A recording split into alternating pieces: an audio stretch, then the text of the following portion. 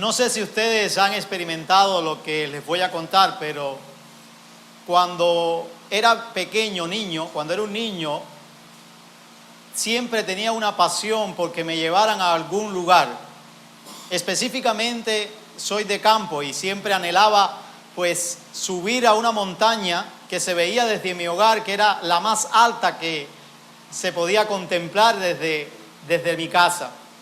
Y lo anhelaba porque también mis tíos me habían dicho en un momento que me iban a llevar a ese lugar. Y yo todos los días soñaba con ir a ese lugar. Cada vez que llovía, de esas aguas torrenciales que casi no escampaba, como decía uno, yo me ponía muy triste. Porque decía, hoy no puedo ir entonces a ese lugar. Hoy mis tíos no me van a poder llevar a ese lugar. Y así pasaban los días, los meses. Y yo desesperado, angustiado, triste. Pero un día, mi familia, mis tíos, me tomaron y me llevaron a ese lugar. Ellos cumplieron su promesa, cumplieron lo que me habían dicho que harían conmigo. Saben, cuando meditamos en el capítulo 48 hasta el capítulo 50 del libro de Génesis, el autor quiere también llevarnos por esa misma idea de que algo ha sido prometido y que se espera cumplimiento. Y que mientras estemos en eso debemos aguardar algo, debemos tener confianza, debemos pues descansar en aquel que lo ha prometido. Creo que si pensásemos en algo específico que este pasaje nos confronta y nos anima al mismo tiempo, es a que confiemos en nuestro Dios soberano y fiel. Él nos llevará a su reino eterno. Iglesia, confía en Dios, quien es soberano y fiel. Él nos llevará a su reino eterno.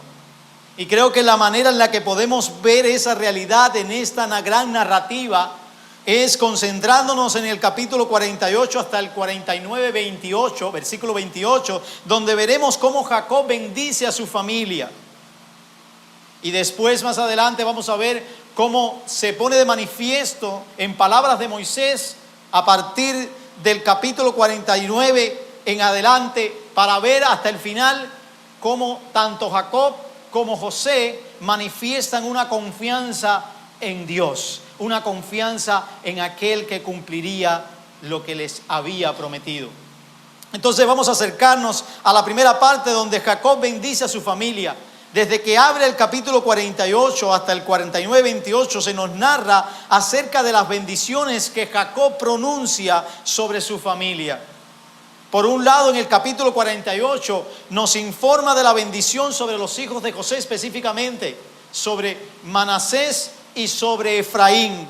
Específicamente allí lo vemos. Y por otro lado, en el capítulo 49, de versículo 1 al 28, vemos que nos presenta la bendición que se le otorga al resto de los hijos de Jacob. Es por eso que podemos ver que toda esta gran parte trata acerca de la bendición, de cómo Jacob bendice a su familia, primero a los hijos de José y después al resto de la familia. Y saben, lo interesante de todo es que las bendiciones que Jacob pronuncia en ese momento sobre cada una de estas personas emanan, se sustentan en aquel que le ha acompañado, que le ha defendido, que le ha sustentado y que ha sido su pastor desde su aparición en Betel. No son bendiciones en sí mismas, son bendiciones que emanan de aquel que le ha acompañado a él, de aquel que ha sido su Dios por todo ese tiempo, por toda su vida. Por eso, en el capítulo 48, en esa visita de José a su padre, preocupado también porque ya está enfermo, preocupado también porque sus hijos no han recibido ninguna bendición de este gran hombre de Dios, llega allí y el patriarca le deja saber quién es el que verdaderamente le ha bendecido. Fíjese en el versículo 3. Y Jacob dijo a José: el Dios Todopoderoso se apareció en luz en la tierra de Canaán. Y escuche bien, me bendijo y me dijo: yo te haré fecundo, te multiplicaré y haré de ti una multitud de pueblos y daré tu tierra a tu descendencia después de ti por posesión perpetua.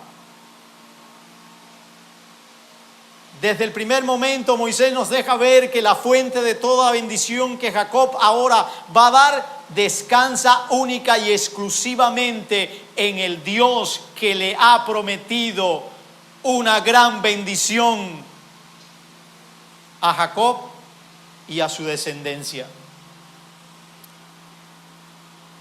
Fue el Dios Todopoderoso el que lo hizo fecundo, mis hermanos. Fue el Dios Todopoderoso el que lo multiplicó. Fue el Dios Todopoderoso el que le dio una descendencia, y es el Dios Todopoderoso el que le da una tierra. Hermanos, es sobre esa realidad que Jacob entonces se dispone a bendecir a los hijos de José. Y con esa bendición ocurre algo normal para el lector de Génesis hasta ese momento, pero anormal para la cultura del momento.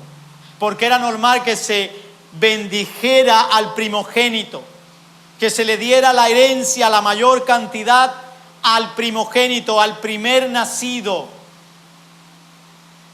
Pero ahora ocurre algo que ya estamos acostumbrados a ver del obrar de nuestro Dios. Algo que Génesis, cuando leemos, ya lo estamos marcando. Y si queremos un poco como recordar, fue Abel y no Caín al que Dios miró con agrado. Fue a Isaac y no a Ismael. Fue a Jacob el que eligió en lugar de Esaú. Y ahora fue a Efraín en lugar de Manasés. Sabemos lo que ocurre allí, cómo se incomoda José porque Jacob cruza las manos y pone la mano derecha sobre Efraín como señal, una costumbre también de ese momento. La mano derecha indicaba prominencia, herencia como primogénito.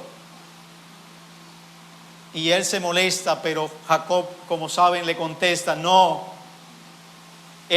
Manasés va a ser grande, pero Efraín va a ser mayor.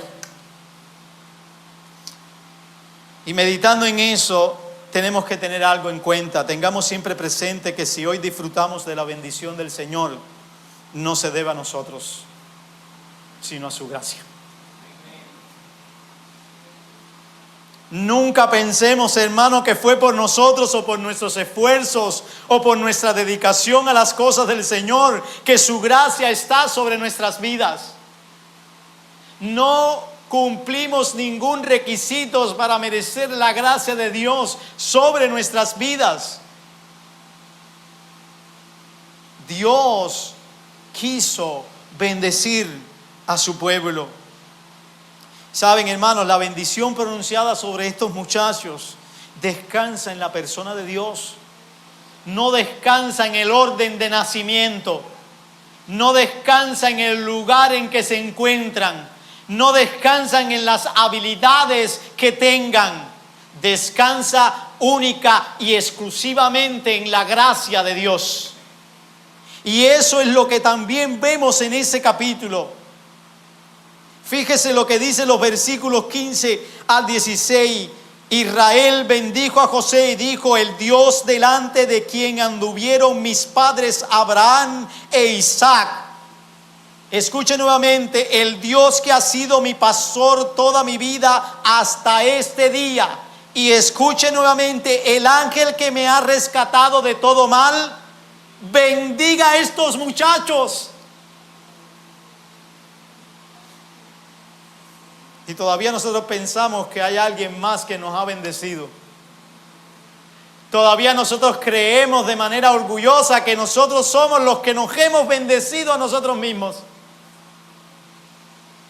Ha sido Dios. Y saben, yo no quisiera que nadie más me bendijera que no sea Dios. Y también tú deberías desear eso.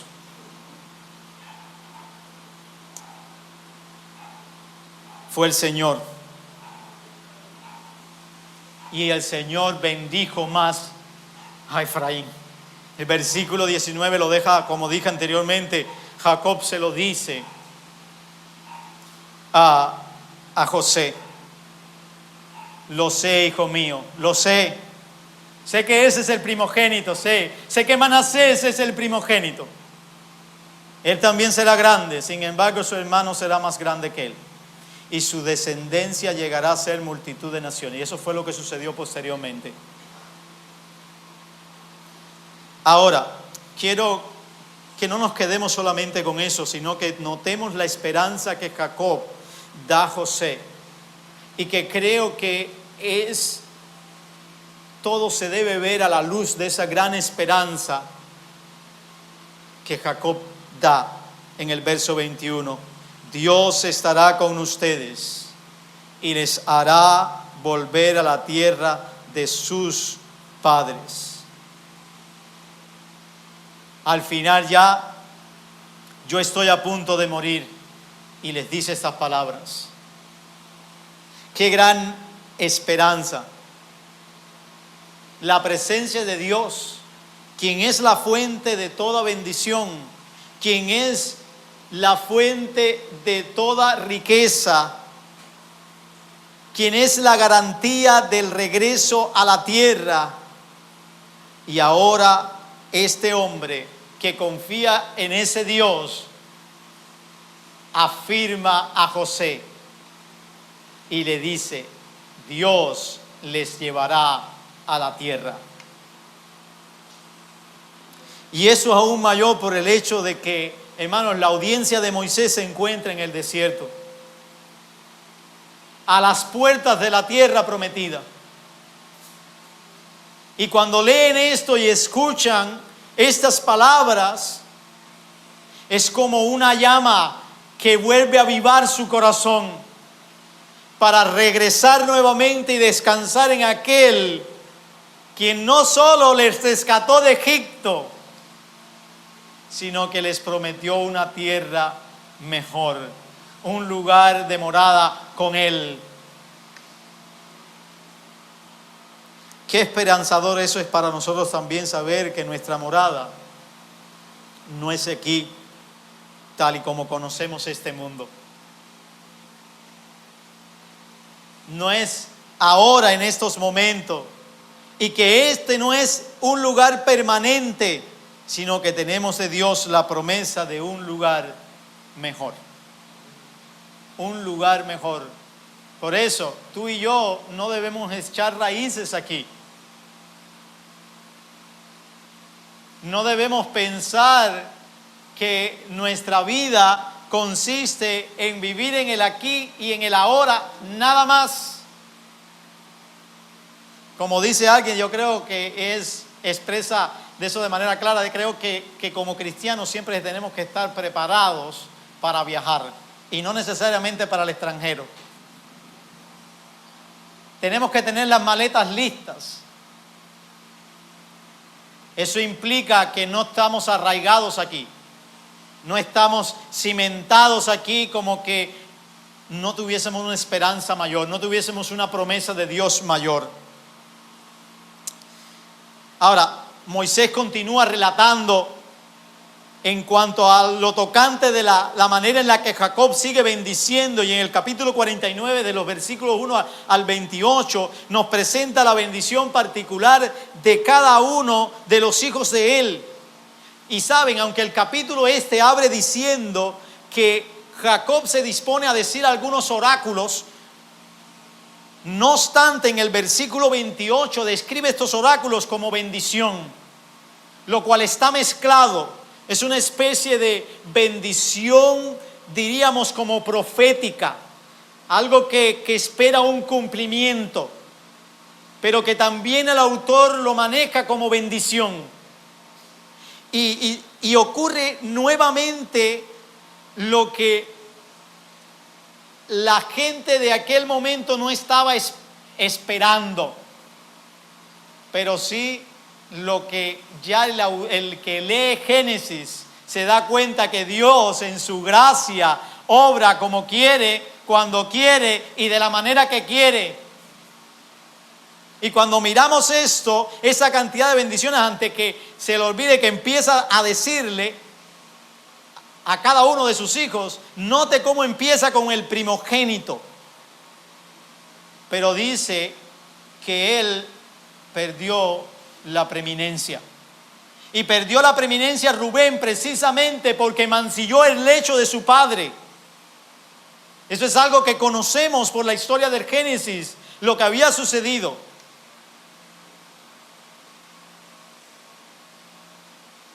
Y me encanta la manera en la que, y la determinación de Jacob para decir esto. Porque él empieza a exaltar a Rubén, mi primogénito, mi vigor. Y al final, rápido, de manera sencilla, dice, no tendrá preeminencia. No tendrá preeminencia. Si yo estuviera allí como Rubén, yo hubiese escuchado y me hubiese, qué rico, viene la mejor parte. Ay, y de buena, no tendrás preeminencia. ¿Por qué? Porque hiciste esto. Y autoseguido continúa con Leví y Simeón. Y claramente dice, son unos asesinos. No tienen piedad. Y sabemos lo que había pasado en la venganza que hicieron por su hermana. Ellos se precipitaron y acabaron con, como decimos en el buen cubano, con malanga y el puesto de vianda. Tampoco tendrán preeminencia. Y llega el cuarto, Judá, el menos esperado, el cuarto hijo. Este será el centro de las tribus. De este dice, y merece la pena leerlo: a ti, Judá, te alabarán tus hermanos, tu mano estará en el cuello de tus enemigos, se inclinarán a ti los hijos de tu padre. Cachorro de león es Judá, de la presa, hijo mío, ha subido, se agazapa, se echa como león o como leona. ¿Quién lo despertará? El cetro no se apartará de Judá, ni la vara de gobernante entre sus pies, hasta que venga Silo y a él sea dada la obediencia de los pueblos. Él ata la vid a su pollino, y a lo mejor sepa el hijo de su asna. Él lava en vino su vestidura, y en la sangre de las uvas su manto. Sus ojos están apagados por el vino, y sus dientes blancos por la leche. Todas estas descripciones de Judá precisamente viene a cumplimiento posterior de que el reinado de Israel proviene aquel duradero, aquel que es digno sobre esta nación, sobre este pueblo, Judá específicamente. Y es sobre Judá también que viene el rey de Israel, David específicamente, y es de Judá que también viene el Mesías, y es el Mesías el que es identificado también como un león. Todo esto nos deja saber David, el rey de Israel, vino de Judá, y de este vino el Mesías. Cada tribu fue bendecida según la bendición que había sido predeterminada por Dios. Cada una. Nadie se quedó sin bendición. Neftalí, Zabulón, Dan, y podemos verlo, y todas ellas se cumplieron. Cada una, por mencionar, Rubén salió de la historia, y solamente en números, en una situación difícil, fue que salió a relucir en una especie de liderazgo intermitente. Pero de ahí en fuera no se mencionó más nunca a Rubén, a la tribu de Rubén. Leví y Simeón fueron desintegrados. Simeón se perdió, Leví pasó a ser de las levitas, específicamente de la orden sacerdotal. No se le dio tierra. Y así podemos marcar todas las cosas que sucedieron con cada una según lo que Dios le había dicho. Porque, hermano, ¿sabe lo que apunta a eso? Dios cumple lo que promete. La bendición que Dios establece sobre cada una de estas tribus, de estos hijos de Jacob, los cumple la bendición, lo lleva a término. Y eso nos hace a nosotros también a que descansemos en aquel de quien provienen todas las bendiciones. en aquel que en su gracia ha sido para con nosotros. Y también nos ayuda a ver que debemos esperar por completo en el Señor, depositar toda nuestra confianza en su persona, todo el tiempo. Y eso es muy importante en estos momentos que estamos viviendo. En estos momentos en que nos sacuden nuestra confianza y que tendemos a girarla hacia las cosas que podemos adquirir, hacia las cosas que podemos tener, hacia las cosas que podemos garantizar para un mejor futuro. Pero saben, nuestra confianza debe estar en Dios. Tengamos descanso en Él. Él es quien cuida. Él es el que bendice nuestras vidas. No son los gobiernos, no son las estrategias que nosotros tengamos, ni siquiera los recursos que tengamos lo que hacen esto sobre nuestras vidas, sino el Dios Todopoderoso. Es Él. Es solo Él. A partir del verso 29 del capítulo 49 hasta el 50 final, podemos ver entonces ahora cómo esta parte nos habla de la confianza de Jacob y de José en que el Señor cumplirá su promesa de darles una tierra. Quiero que primero miremos a Jacob y después a José. Verso 29 hasta el 50-14 nos presenta la petición de Jacob a sus hijos de ser sepultado en el lugar de su posesión. Nos recuerda que este lugar, ¿cuál es? Canaán. Fue la primera propiedad adquirida por Abraham en garantía de que esta es la tierra que te voy a dar. Y es interesante porque allí se sepultó a Abraham, se sepultó a Sara, se sepultó a Isaac, se sepultó a Rebeca, se sepultó a Lea, y Jacob pide que se le entierre allí. Y yo cuando leía eso decía, ¿de qué va todo esto? ¿Por qué tanta mención y tanta reiteración de que entierra ese, y entiérrame a mí también? Y creo que Moisés, quien escribe este libro bajo la inspiración de Dios, conduce la mente de la audiencia en el desierto a la promesa de la tierra que se le había dado. Que se le había dado a Abraham en el capítulo 12 de Génesis. Usted lo puede leer. Y ahora con esta petición de Jacob y con el posterior viaje que hace José para enterrar a su padre, era una expresión de completa seguridad de posesión de la tierra que había sido prometida a ellos. Era un arras para ellos, una garantía. Eso no es un juego, es una realidad y la va a cumplir Dios, aunque llevemos 40 años aquí, aunque llevemos 39 años en este lugar, en este desierto en círculo. Me gusta como dice Ken Hughes, Jacob vivió su vida en completa seguridad en la promesa de la tierra prometida. Descansó en el todopoderoso Dios que cumpliría la promesa de esta tierra.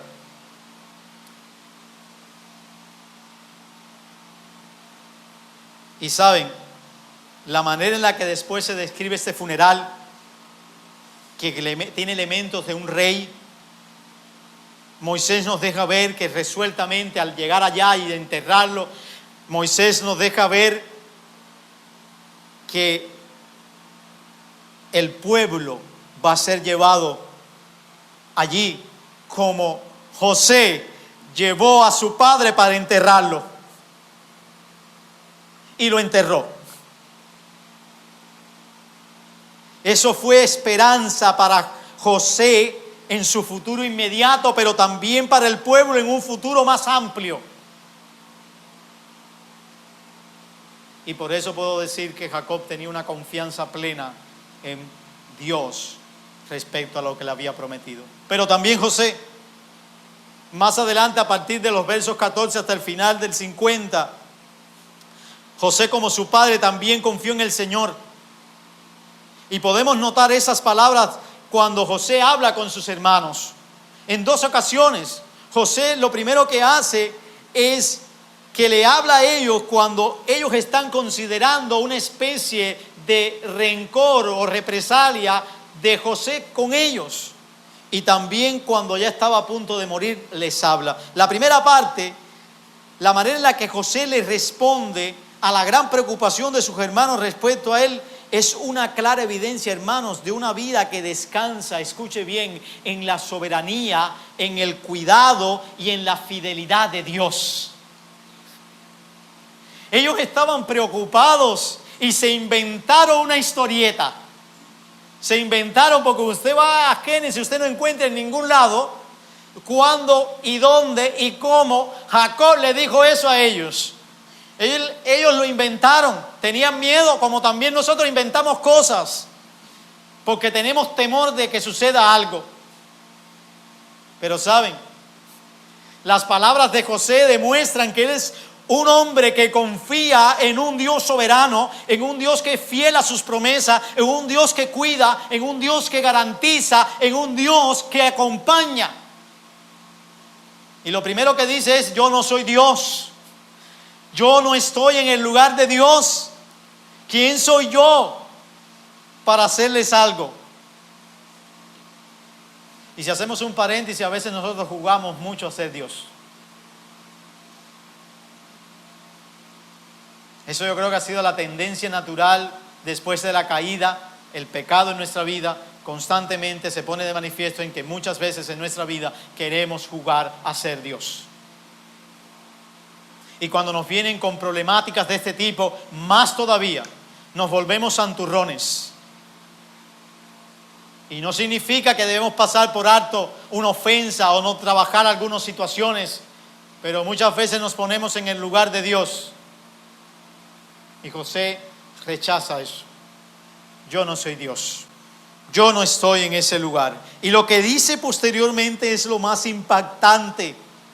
Vosotros pensasteis hacerme mal, pero Dios lo tornó en bien para que sucediera como vemos hoy. Se preservara la vida de mucha gente. Hermanos, el Señor había soberanamente entretejido, guiado todo para que resultara en cumplimiento de los propósitos de Él, no de los propósitos de José, de los propósitos de Él.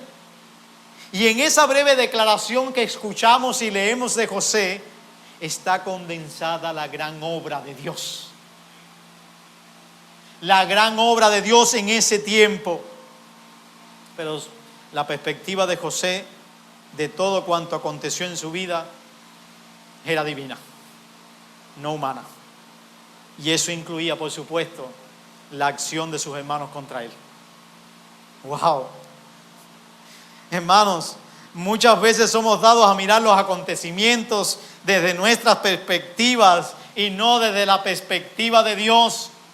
Si tú y yo estuviésemos en ese momento, hubiésemos aprovechado para desquitárnoslas. Porque somos así cuando miramos las cosas desde nuestra perspectiva humana. Pero todo es muy diferente cuando lo miramos desde la perspectiva del cielo.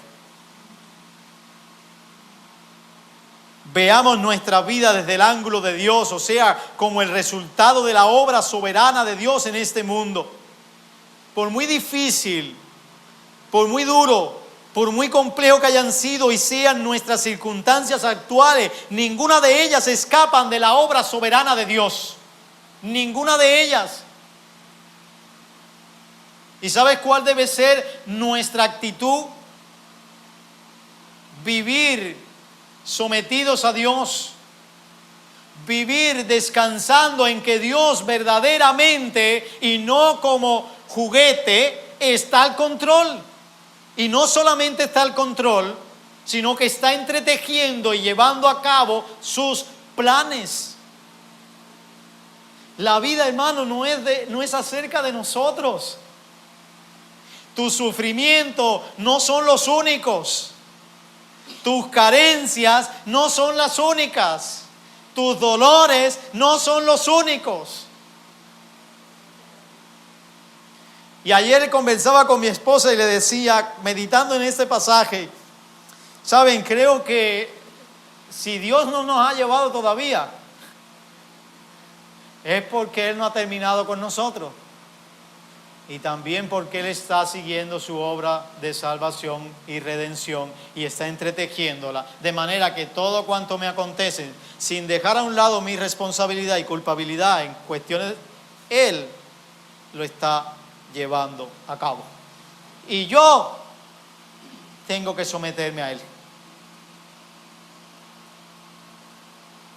Descansemos en Él. Él conduce todo hacia el cumplimiento de sus planes. Créame, sus planes son muchísimo mejores que los nuestros. Muchísimo.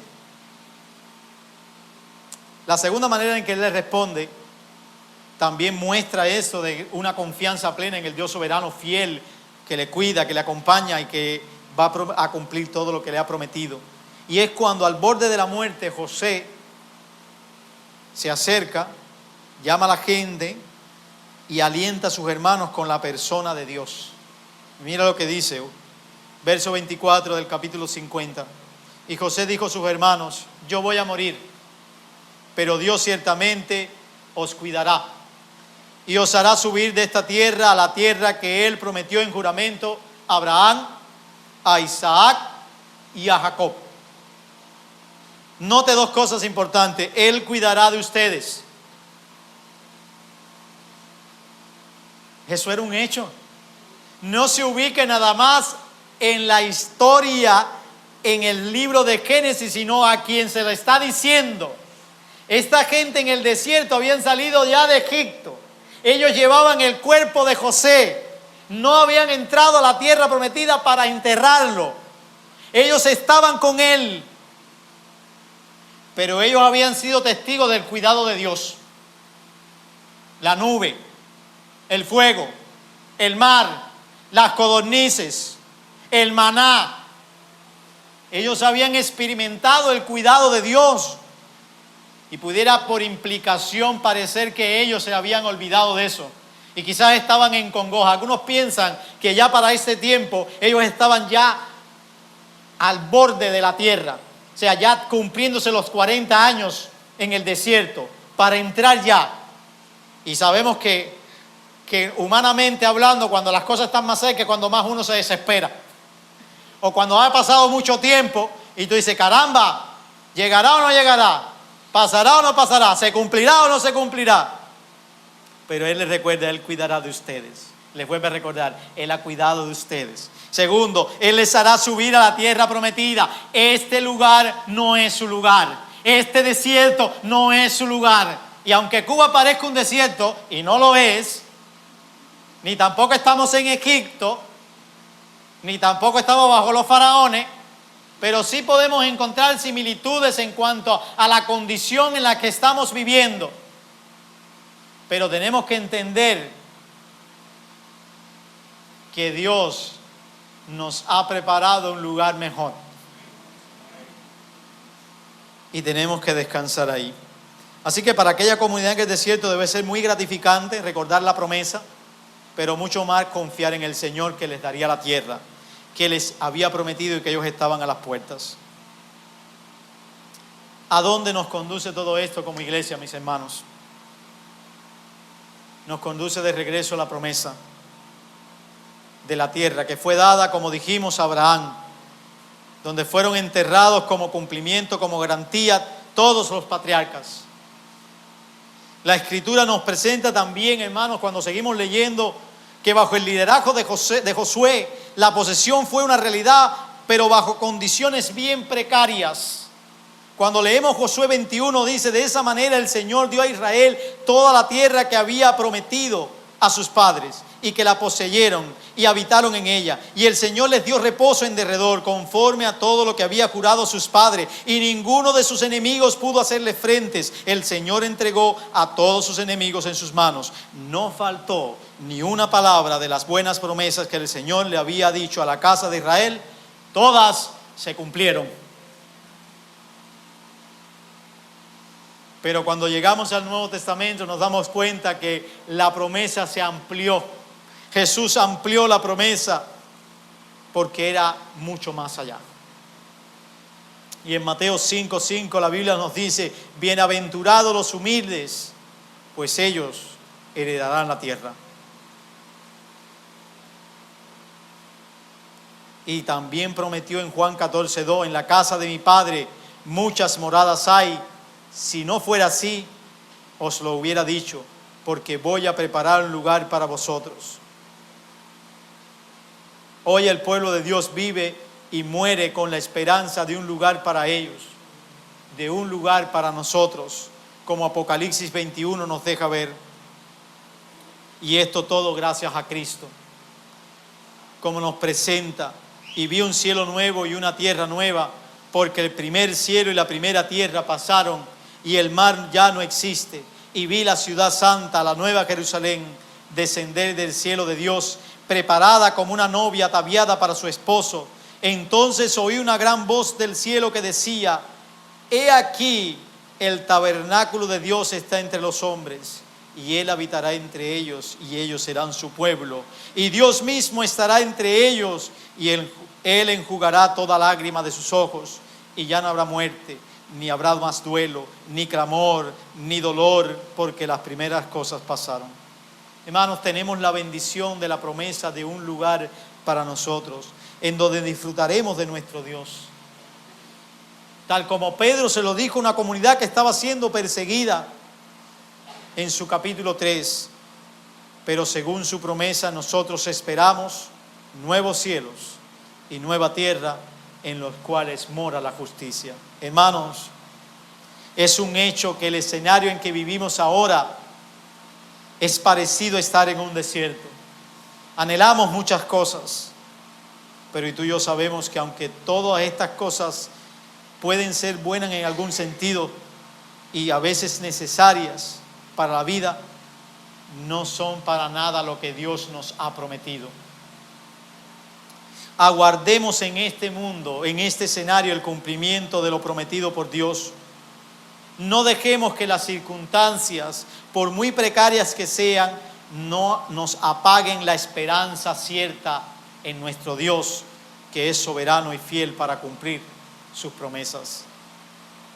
Hermanos, terminemos nuestras vidas, ya sea aquí o en otro lado, confiando en Dios, confiando en su palabra, confiando en sus promesas. Esperemos en Él. Esperemos en Él completamente. Concluyo. Todos estamos enterados de la situación en la que estamos. Eso no es un secreto. Y para nada es simple vivir. Es difícil. Pero necesitamos recordar que nosotros como pueblo de Dios descansamos en un Dios soberano, en un Dios fiel, en un Dios que nos llevará a su reino eterno. Nosotros confiamos en Él. Este lugar como está no es nuestro lugar, pero aguardamos la restauración del mismo. Aguardamos que Dios venga y restaure el nuevo paraíso, el nuevo Edén. Y mientras lo hacemos, esta es la verdad que debemos mantener. Confiemos en nuestro Dios soberano y fiel. Él nos llevará a su reino eterno. Así que dos cosas importantes. No dejemos que las circunstancias y las experiencias nos desvíen de descansar en nuestro Dios. Y dos, sigamos confiando en que el Dios que controla la historia está guiando todo según su propósito. Oremos.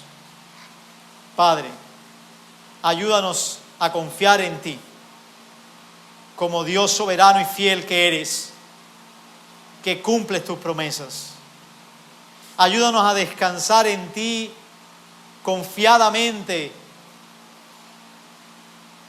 porque sabemos que tú nos llevarás a tu reino eterno. Gracias por Cristo. Gracias porque Él ha garantizado nuestra presencia en ese reino. Gracias porque en Él es que tú, Señor, llevas a cabo todas las cosas. Ayúdanos como iglesia a descansar en ti. En Jesús. Amén.